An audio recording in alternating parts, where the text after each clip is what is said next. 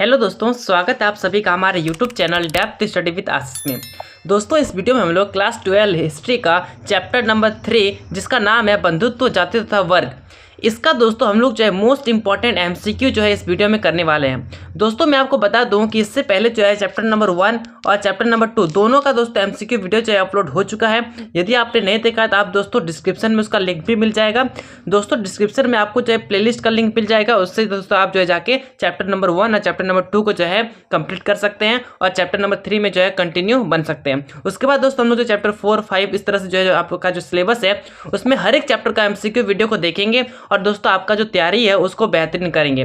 चलिए दोस्तों वीडियो को शुरू करते हैं, और यदि आप हमारे चैनल पर नए हैं तो चैनल को सब्सक्राइब कर लीजिए और टेलीग्राम ग्रुप से अगर आपको ज्वाइन होना है तो उसका लिंक आपको डिस्क्रिप्शन में मिल जाएगा।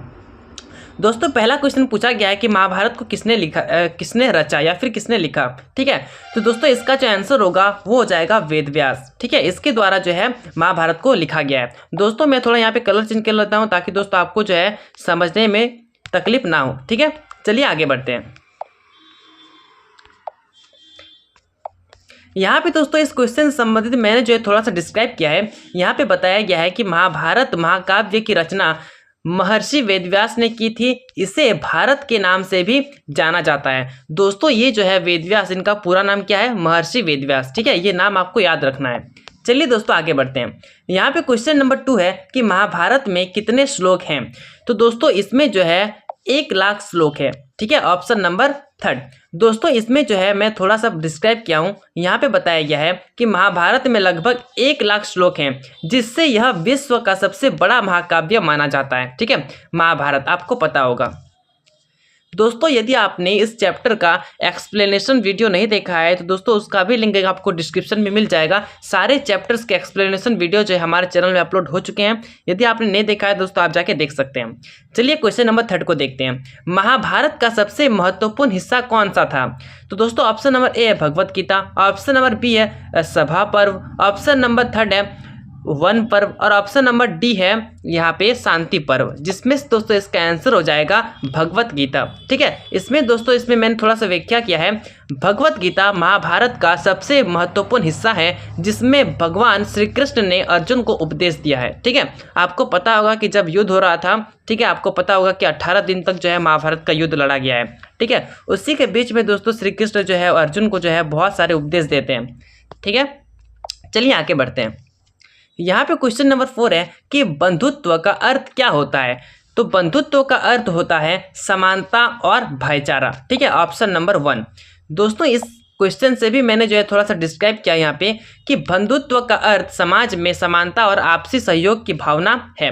दोस्तों इस तरीके से मैंने हर एक क्वेश्चन को जो है डिस्क्राइब किया है ताकि दोस्तों आपको हर एक प्रश्न जो है बहुत ही बेहतरीन ढंग से समझ में आए।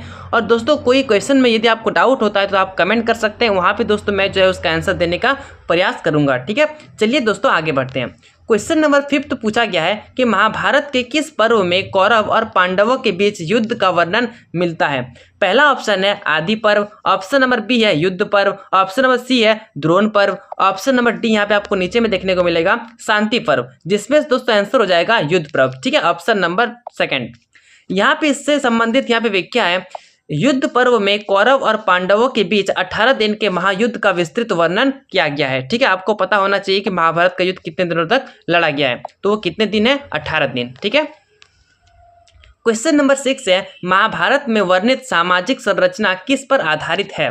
तो वो है वर्ण व्यवस्था। ठीक है, आपको पता होगा मैंने आपको 4 वर्ण बताए थे। ठीक है, जिसमें से सबसे पहला था ब्राह्मण, दूसरा था क्षत्रिय, तीसरा था वैश्य और चौथा था शूद्र। ठीक है, मैंने आपको हर एक का कार्य भी बताया था। ठीक है, जैसे कि ब्राह्मण हो गया, उसका पूजा पाठ करना कार्य होता था, क्षत्रिय जो कि राजा बनते थे, वैश्य जो कि किसान और पशुपालन करते थे, और दोस्तों जो शूद्र था उसका एक ही काम था, वो था कि तीनों वर्गों की सेवा करना। ठीक है, तीनों वर्णों की सेवा करना। तो दोस्तों मैंने आपको चैप्टर में बहुत ही डिटेल तरीके से बताया है। ठीक है, यदि आपने चैप्टर को नहीं देखा है तो आप जाके देख सकते हैं। यहाँ पे व्याख्या में भी मैंने आपको बता दिया है कि महाभारत में समाज की संरचना वर्ण व्यवस्था पर आधारित थी, जिसमें ब्राह्मण, क्षत्रिय, वैश्य और शूद्र वर्ण शामिल थे। ठीक है, यही 4 वर्ण थे। चलिए आगे बढ़ते हैं। क्वेश्चन नंबर 7 है, महाभारत में किसने द्रौपदी का चिरहरण किया? तो दोस्तों आपको पता होना चाहिए कि यदि जो है आपने महाभारत को देखा होगा तो भी आपको पता होगा कि जो द्रौपदी है उसका चिरहरण जो है किसके द्वारा किया गया था? दुशासन के द्वारा। ठीक है, इसमें व्याख्या में बताया गया है कि दुशासन ने सभा में द्रौपदी का चिरहरण करने का प्रयास किया, जो महाभारत युद्ध का मुख्य कारण बना। दोस्तों यदि आपने महाभारत को देखा होगा तो आपको पता होगा कि वहाँ पे जो है खेल से ही दोस्तों उन लोग को जो है सब कुछ हार जाते हैं। ठीक है, पांडव जो है सारा चीज हार जाते हैं, जिसमें से दोस्तों वो जो है अपनी पत्नी द्रौपदी को भी हार जाते हैं। ठीक है, जिस कारणवश यहाँ पे जो है दुशासन के द्वारा यहाँ पे गलत बिहेवियर इसके द्वारा किया जाता है। ठीक है, चलिए आगे बढ़ते हैं। क्वेश्चन नंबर 8 है कि जाति व्यवस्था के आधार पर कौन सा ग्रंथ सबसे अधिक प्रभावशाली है? तो वो है मनुस्मृति। ठीक है, इसके आधारित इससे दोस्तों मैंने जो है बहुत सारी चीजें जो है चैप्टर में बताई है। ठीक है, चलिए आगे बढ़ते हैं।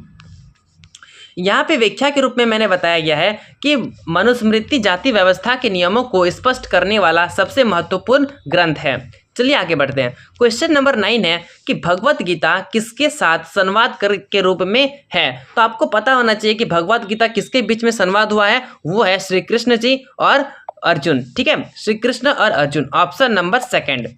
यहाँ पे व्याख्या में मैंने बताया है भगवत गीता भगवान श्री कृष्ण और अर्जुन के बीच संवाद के रूप में है, जिसमें जीवन के मूलभूत सिद्धांतों का वर्णन है। ठीक है दोस्तों, यदि आप भगवत गीता को पढ़ते हैं तो आप जो है बहुत ही ज़्यादा प्रेरित होते हैं इससे। ठीक है, बहुत ही ज़्यादा मोटिवेटेड होते हैं। क्वेश्चन नंबर 10 है, जाति और वर्ण में मुख्य अंतर क्या होती है? तो वो होती है दोस्तों यहाँ पे फर्स्ट ऑप्शन जो दिया हुआ है, जाति जन्म पर आधारित होती है और वर्ग जो है वो आर्थिक स्थिति पर आधारित होती है। ठीक है, आगे बढ़ते हैं। नेक्स्ट क्वेश्चन है यहाँ पे क्वेश्चन नंबर 11 कि महाभारत के किस पर्व में राजसूय यज्ञ का वर्णन किया गया है? तो दोस्तों वो है सभा पर्व। ठीक है, ऑप्शन नंबर ए।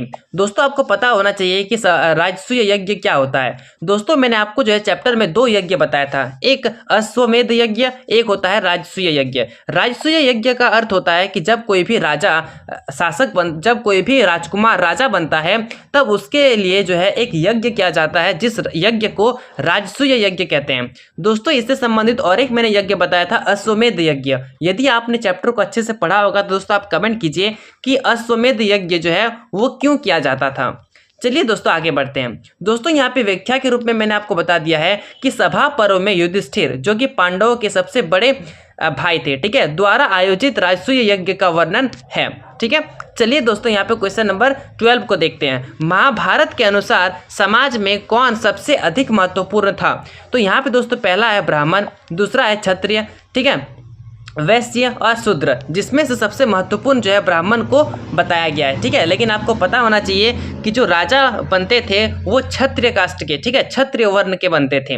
यहाँ पे मैंने व्याख्या के रूप में आपके सहूलियत के लिए बता दिया है कि महाभारत के अनुसार ब्राह्मणों को समाज में सर्वोच्च स्थान दिया जाता था, क्योंकि वे ज्ञान और धर्म के संरक्षक माने जाते थे। क्वेश्चन नंबर 13 है, महाभारत का युद्ध किस स्थान पर हुआ?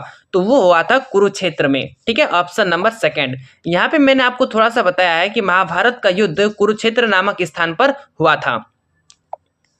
नेक्स्ट क्वेश्चन है क्वेश्चन नंबर 14, महाभारत में वर्णित आदर्श राजा कौन था? पहला है युधिष्ठिर, दूसरा है दुर्योधन, तीसरा है अर्जुन और नेक्स्ट है कर्ण। जिसमें दोस्तों जो है आदर्श राजा वो पांडव के ज्येष्ठ जिसका नाम है युधिष्ठिर, उनको माना जाता है। ठीक है, महाभारत में युधिष्ठिर को धर्मराज कहा गया है और उन्हें आदर्श राजा के रूप में प्रस्तुत किया गया है। दोस्तों यदि आपको बहुत ही सारे अच्छे ढंग से ये सारे क्वेश्चंस को समझ में आ रहा है तो आप हमारे चैनल से जुड़ जाइए। इस तरह से दोस्तों आपको हर एक चैप्टर से एमसीक्यू वीडियो मिलेगा, जिससे दोस्तों आपका जो तैयारी है वो बहुत ही बेहतरीन होगा। दोस्तों मैं आपको यहाँ पे थोड़ा सा बताना चाहूंगा कि यदि आपको इसका पीडीएफ चाहिए तो दोस्तों आप कमेंट कीजिए। कमेंट करने के पश्चात मैं जो है इस पीडीएफ को टेलीग्राम ग्रुप में अपलोड कर दूंगा। टेलीग्राम ग्रुप का लिंक भी दोस्तों आपको जो है डिस्क्रिप्शन में मिल जाएगा। और दोस्तों आप जो है मुझे जो है इंस्टाग्राम में भी फॉलो कर सकते हैं, इंस्टाग्राम का लिंक भी आपको जो है डिस्क्रिप्शन में दे दिया जाएगा। चलिए दोस्तों यहाँ पे क्वेश्चन नंबर 15 को देखते हैं। क्वेश्चन नंबर 15 है कि किस विद्वान ने जाति व्यवस्था की आलोचना की? तो वो है पहला है डॉक्टर भीमराव अंबेडकर, दूसरा है महात्मा गांधी, तीसरा है ज्योतिबा फुले और ऑप्शन नंबर डी है सभी। तो दोस्तों इसका आंसर क्या हो जाएगा? तीनों। ठीक है, ऑप्शन नंबर डी। इसमें दोस्तों जाति व्यवस्था में जो मैंने आपको बताया था ऊपर में वही है। ठीक है, चलिए दोस्तों आगे बढ़ते हैं। यहाँ पे व्याख्या के रूप में मैंने आपको बताया है कि इन सभी विद्वानों ने जाति व्यवस्था की आलोचना की और सामाजिक समानता की वकालत की। ठीक है। क्वेश्चन नंबर 16 है कि महाभारत में शिक्षा का प्रमुख केंद्र कौन सा था? पहला है तक्षशिला, दूसरा है नालंदा, तीसरा है द्रोणाचार्य का आश्रम और ऑप्शन नंबर डी है मगध। जिसमें दोस्तों आपको पता होगा ऑप्शन नंबर 3 जो है वो सही होगा, अर्थात द्रोणाचार्य। ठीक है। आपको पता होगा कि सभी पांडव जो है वो किससे शिक्षा लेते हैं? वो लेते हैं द्रोणाचार्य से। ठीक है। महाभारत में द्रोणाचार्य के आश्रम को शिक्षा का मुख्य केंद्र माना गया है। ठीक है। और बहुत सारे जो है यहाँ से जो है शिक्षा प्राप्त किए हैं। ठीक है। ऑप्शन यहाँ पे क्वेश्चन नंबर 17 है, द्रौपदी के स्वयंवर में अर्जुन ने कौन सा हथियार इस्तेमाल किया था? तो दोस्तों आपको पता होगा कि वो जो है धनुष और बाण का उपयोग किए थे। ठीक है। और आपको ये भी पता होना चाहिए कि अर्जुन जो है वो बहुत ही अच्छे धनुर्धर थे। ठीक है।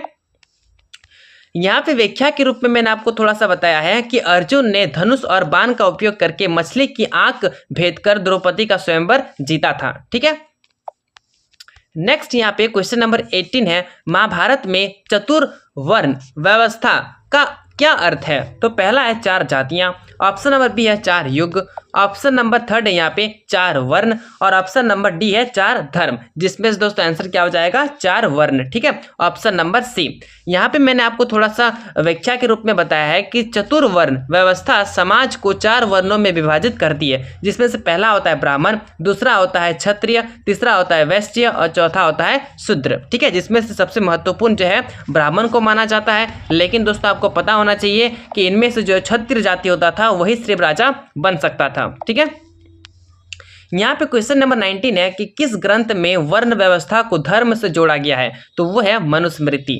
ठीक है। Option number 2। नेक्स्ट यहाँ पे क्वेश्चन है क्वेश्चन नंबर 20, महाभारत के अनुसार समाज में स्त्रियों की स्थिति कैसी थी? पहला है स्वतंत्र, दूसरा है पुरुषों पर निर्भर, तीसरा है समान अधिकार वाली और ऑप्शन नंबर डी है निम्न स्थिति वाली। तो वो था पुरुषों पर निर्भर। ठीक है। सारी स्त्रियां जो है वो पुरुषों पर निर्भर थी।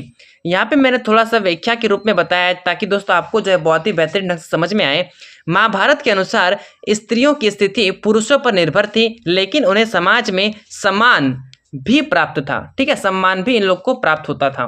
क्वेश्चन नंबर 21 है, महाभारत में विदुर को किसके प्रतीक के रूप में जाना जाता है? तो वो जो है ज्ञान के प्रतीक के रूप में इन्हें जाना जाता है। ठीक है। यहाँ पे देखते हैं थोड़ा सा व्याख्या में कि विदुर को महाभारत में ज्ञान और नीति शास्त्र का प्रतीक माना गया है। क्वेश्चन नंबर 22 है, द्रौपदी का विवाह कितने पांडवों से हुआ था? तो दोस्तों 5 पांडवों से जो है इन लोग का विवाह हुआ था। ठीक है।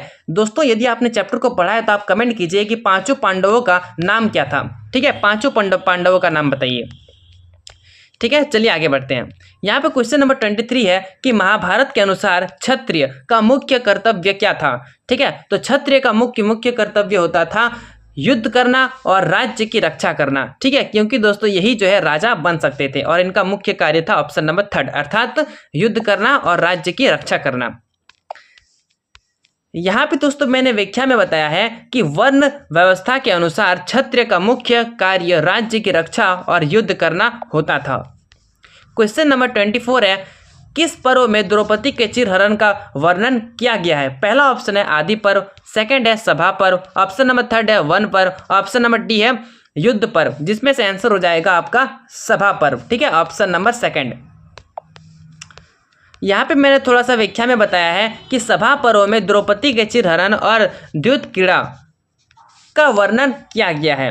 क्वेश्चन नंबर 25 है, महाभारत में भीष्म पितामह ने किस व्रत का पालन किया था? चलिए यहाँ पे देखते हैं। ऑप्शन नंबर 1 है ब्रह्मचार्य व्रत, ऑप्शन नंबर 2 है सत्य व्रत, ऑप्शन नंबर 3 है क्षत्रिय धर्म व्रत, ऑप्शन नंबर 4 है तपस्या व्रत। तो दोस्तों इसका आंसर हो जाएगा ब्रह्मचार्य व्रत। ठीक है। Option number 1।